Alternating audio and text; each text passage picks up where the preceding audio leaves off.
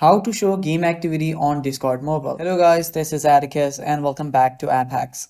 In today's video, I'll teach you guys how you can show game activity on Discord mobile. Now before we begin, if you guys are new to App Hacks, head down below and hit the subscribe button so you do not miss out on our future videos. So now let us begin. So the first thing you'll need to do is head over to a web browser. After you're on a web browser, simply open up your Discord and make sure that you're logged into your account. After you're there, what you'll need to do is you'll simply need to tap on this icon here on the top left, the three lines, and then you'll see your name and a gear icon on the bottom right.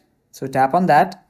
So after you're on the settings page, if you scroll down for a bit, you will see activity settings. Now head over to activity privacy under activity settings. And after you're there, you'll need to toggle on these buttons here.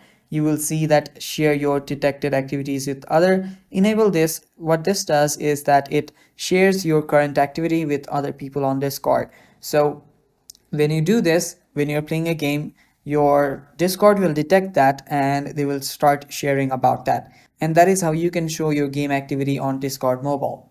And that is basically it, guys. That is all for the video. Thanks for watching. Stay tuned for more and bye bye.